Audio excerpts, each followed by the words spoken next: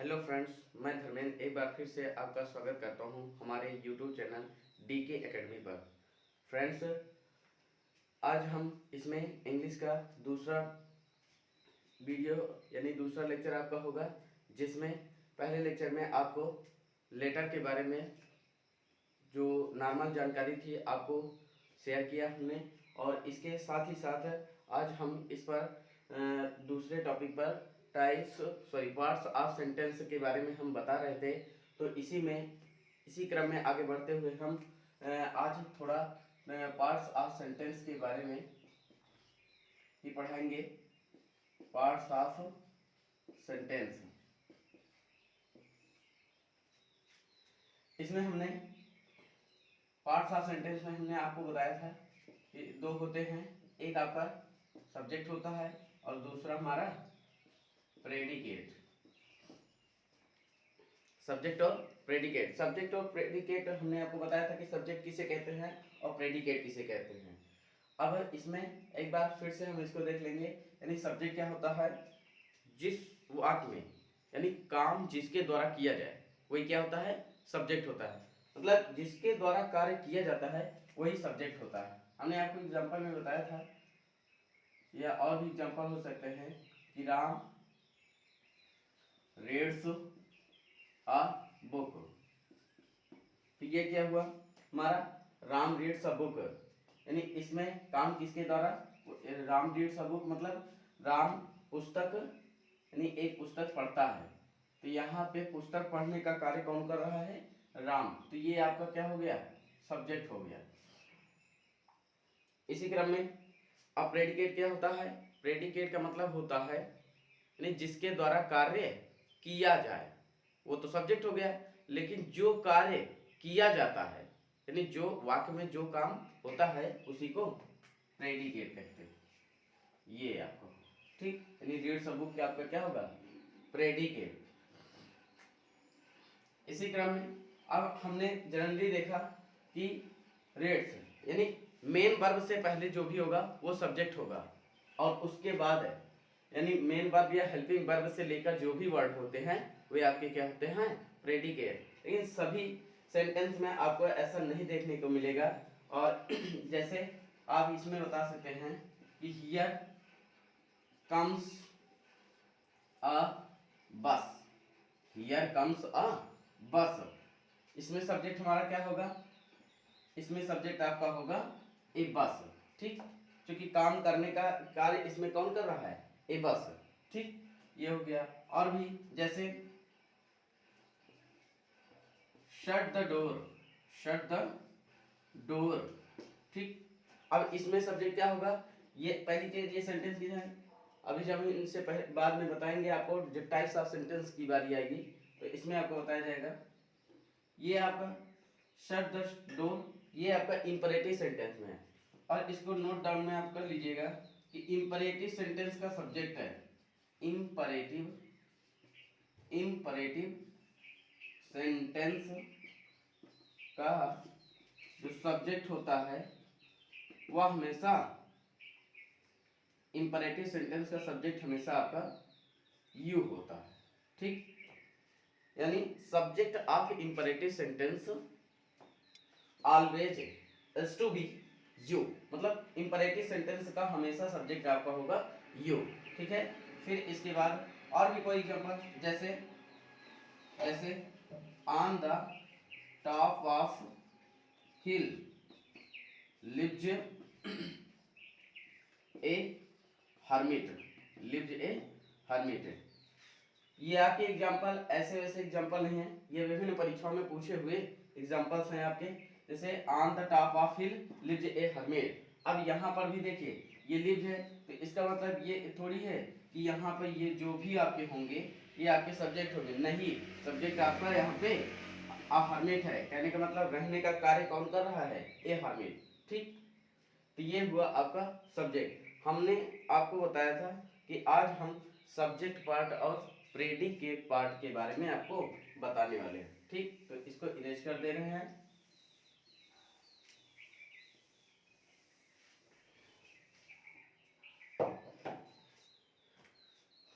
अब यहाँ पे हम पार्ट्स ऑफ सब्जेक्ट के बारे में बात करेंगे। Parts of subject. Parts of subject में हम सबसे पहले जानेंगे, क्रमशः में याद रखेंगे, डिटर्मिनर। डिटर्मिनर, इसके जस्ट बाद हमारा आएगा एडजेक्टिव। एडजेक्टिव, ठीक है। फिर उसके बाद हेड वर्ड, हेड या मेन वर्ड। फिर उसके बाद हमारा आता है एडजेक्टिवल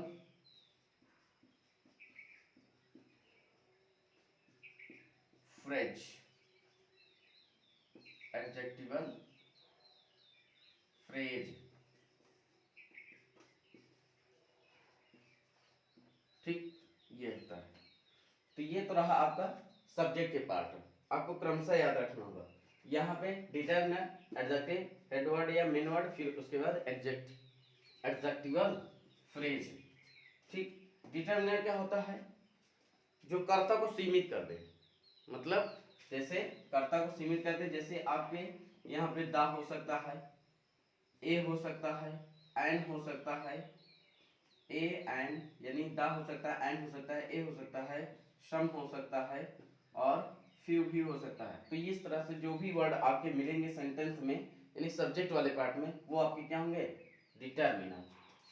फिर उसके बाद एडजेक्टिव की बात आती है।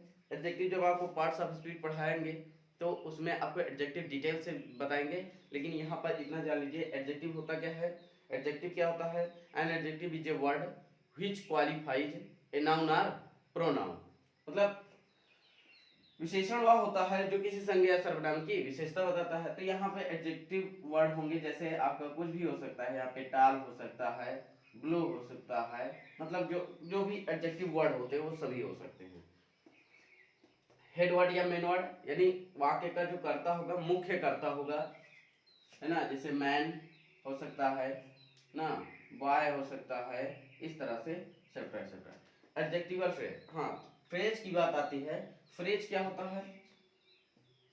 हम यहाँ पे फ्रेज की बात कर लेते हैं। फ्रेज क्या होता है? A group of words, a group of words, a group of words which have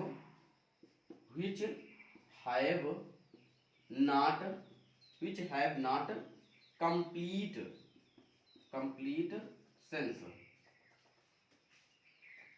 यानी फ्रेज क्या होता है? A group of words which have not complete sense, यानी शब्दों का ऐसा समूह जिसका पूर्ण अर्थ भी ना हो, वही क्या होता है? फ्रेज होता है। फ्रेज जैसे आपका, जैसे on the corner, on the corner, on the corner,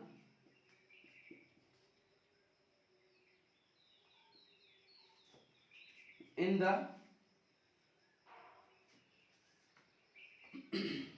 in the sorry on the table, इस तरह से, ठीक। तो कहने का मतलब यहाँ पे फ्रेज क्या होता है? A group of words which have not complete sense, ये फ्रेज होता है। जैसे on the corner, sorry on the corner और ऑन द टेबल, मतलब ये कह सकते हैं कि फ्रेज जो शुरुआत होती है, फ्रेज की जो शुरुआत होती है वह अधिकतर प्रीपोजिशन से ही शुरू होता है, क्योंकि यहाँ पे आन है यहाँ पे ना, तो इस तरह से फ्रेज की शुरुआत जो है वह प्रीपोजिशन से मानी जाती है। अब इस पार्ट्स ऑफ सब्जेक्ट के बारे में हम एक आध एग्जांपल देख लेंगे जिससे क्लियर हो जाएगा आपका। यहाँ पे डिटर्मिनर, यानी एक देख लेंगे हम इसमें, जैसे ए टाल बॉय इन द कॉर्नर, यहाँ पे ऑन द कॉर्नर नहीं होगा, इन द कॉर्नर होगा, ठीक है, सॉरी, यहाँ पे इन द कॉर्नर, ए टाल boy in the corner,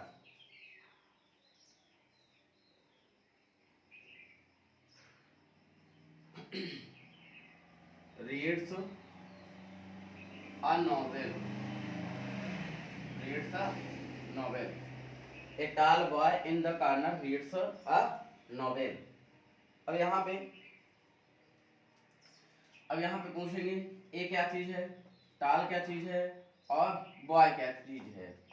sorry, दो बार। तो यहाँ पे आपका ए हमने इसके अनुसार क्या हो जाएगा आपका, ये आपका डिटरमिनर हो जाएगा, टाल क्या हो जाएगा आपका एडजेक्टिव हो जाएगा, और बॉय क्या हो जाएगा हमारा हेड वर्ड, हेड वर्ड। ठीक। और इन द कॉर्नर आपका क्या हो जाएगा एडजेक्टिवल फ्रेज हो जाएगा, एडजेक्टिवल फ्रेज। तो इस तरह से हमारा ये सब्जेक्ट पार्ट होता है। ठीक। तो सब्जेक्ट पार्ट फिर से आप देख लेंगे, डिटरमिनर, इसके ये क्रमशः आएंगे, जब सेंटेंस आपका लिखा जाएगा तो इसी क्रम में ही लिखा जाएगा। डिटरमिनर, एडजेक्टिव, हेडवर्ड या मेन वर्ड, और एडजेक्टिवल फ्रेज। ठीक। तो डिटरमिनर क्या होते हैं, जो वाक्यकर्ता को सीमित कर देते हैं, वही क्या होते हैं एडजेक्टिवल फ्रेज होते हैं। तो यहाँ पे आपका जैसे द हो सकता है, एन हो सकता है, ए हो सकता है, सम हो सकता है, फिर हो सकता है। ठीक। एडजेक्टिव क्या होता है, एडजेक्टिव आप जानते हैं कि N adjective is a word which qualifies a noun और प्रोनाउन, यानी टाल हो गया, ब्लू हो गया, इस तरह से। और हेड वर्ड मेन वर्ड में आपका मुख्य कर्ता आपका हो सकता है मैन, बॉय आदि। ठीक। एडजेक्टिवल फ्रेज की बात की तो फ्रेज होता क्या चीज है, a group of words which have not complete sense, मतलब शब्दों का ऐसा समूह जिसका पूर्ण अर्थ भी ना हो, वही क्या होता है। जैसे इन द कॉर्नर, कोने में, है ना, ऑन द टेबल, टेबल पर। तो इस तरह से। और ध्यान रहे फ्रेज की शुरुआत जो होती है वह अधिकतर प्रीपोजिशन से ही शुरुआत होती है। ठीक है, ये ऑन, इन ना। एग्जाम्पल हमने बताया, a tall boy in the corner reads a novel. ठीक। तो ये क्या चीज है आपका, आपने पढ़ा भी, डिटरमिनर हो जाएगा। टाल क्या होगा आपका, नहीं लड़का कैसा है, लड़का कैसा है, लंबा है, तो ये इसकी विशेषता हो गया, अर्थात एडजेक्टिव हो जाएगा। फिर उसके बाद बॉय आपका हेडवर्ड। ठीक। तो और यहाँ पे इन द कॉर्नर आपका क्या हो गया फ्रेज। ठीक, यानी एडजेक्टिवल फ्रेज। और भी एक आध एग्जांपल हम देख लेंगे, तब तक इसको हम इरेज कर दे रहे हैं। ठीक, या फिर आप इसको स्क्रीनशॉट ले लीजिए।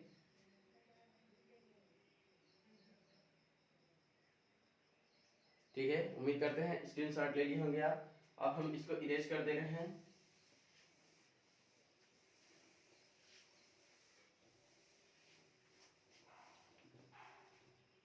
ये अब इसके बाद हम एक आध एग्जांपल और देखेंगे।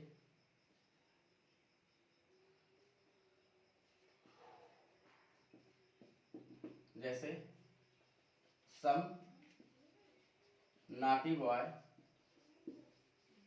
some naughty boy are playing here। ठीक, some naughty boy are playing here। तो यहाँ पे सम आपका क्या हो जाएगा, ये हमारा डिटरमिनर हो गया। नाटी क्या हो गया, लड़के कैसे हैं, शरारती हैं, है ना। तो ये आपका क्या हो जाएगा एडजेक्टिव हो जाएगा। बॉय आपका हेडवर्ड हो जाएगा। ठीक, ये आपका प्रेडिकेट पार्ट हो गया। ठीक है, ये आपका प्रेडिकेट। ठीक, तो इस तरह से आपका पार्ट्स ऑफ सब्जेक्ट खत्म होता है। अब इसके बाद हम पढ़ेंगे पार्ट्स ऑफ प्रेडिकेट, प्रेडिकेट। ठीक, प्रेडिकेट। अब इसमें हम प्रेडिकेट पार्ट खत्म हो गया। अब इसके बाद हम सॉरी प्रेडिकेट पार्ट में ही हम पढ़ेंगे हेल्पिंग वर्ब, फिर उसके बाद मेन वर्ब आपका होगा। ठीक है, फिर उसके बाद आपका ऑब्जेक्ट होगा। और इस ऑब्जेक्ट में दो आपके होते हैं, एक इनडायरेक्ट ऑब्जेक्ट होता है और दूसरा इसी क्रम में डायरेक्ट ऑब्जेक्ट होगा। ठीक, तो ये इस तरह से पहले इनडायरेक्ट ऑब्जेक्ट आएगा, उसके बाद ही डायरेक्ट ऑब्जेक्ट आएगा, फिर उसके बाद अदर वर्ड, अदर वर्ड। ठीक, तो यहाँ पे हेल्पिंग वर्ब या फिर मेन वर्ब हो सकता है, फिर उसके बाद ऑब्जेक्ट दोनों भी आ सकते हैं, हेल्पिंग वर्ब हो सकता है या मेन वर्ब हो सकता है या फिर दोनों भी हो सकते हैं। ऑब्जेक्ट आएगा और ऑब्जेक्ट में आपका सबसे पहले इनडायरेक्ट ऑब्जेक्ट आएगा, फिर डायरेक्ट ऑब्जेक्ट आएगा। ठीक, यहाँ पे थोड़ा सा ऑब्जेक्ट के बारे में चर्चा कर लेते हैं। इनडायरेक्ट ऑब्जेक्ट क्या होता है आपका? सजीव कर्म, सजीव कर्म। और ये क्या होता है आपका? निर्जीव कर्म, निर्जीव कर्म। ठीक, यहाँ पर किसी भी, इसमें किसी भी सब्जेक्ट का ऑब्जेक्ट, किसी भी सब्जेक्ट का ऑब्जेक्ट हो सकता है, हो सकता है, तथा कोई नाउन आपका हो सकता है। यहाँ पे कोई नाउन, तथा कोई नाउन भी हो सकता है। और इन डायरेक्ट, लेकिन नाउन में तो आपका मिटाइल और नॉन मिटाइल दोनों हो सकता है ना, तो यहाँ पे आप कोई व्यक्ति का नाम, ठीक, व्यक्ति का नाम। और यहाँ पे निर्जीव चीजें जैसे पेन हो गया आपका, बुक हो गया ना, इस तरह से आपका टेबल हो गया, इस तरह से ये सभी आपके डायरेक्ट ऑब्जेक्ट में अंतर्गत आएंगे। ठीक, तो यहाँ पे इनडायरेक्ट ऑब्जेक्ट और डायरेक्ट ऑब्जेक्ट आप समझ गए होंगे। अब इसके बाद हम इसमें एक एग्जांपल लेंगे और इसको जानेंगे कि इसमें क्या क्या आता है। एग्जांपल में जैसे मोहन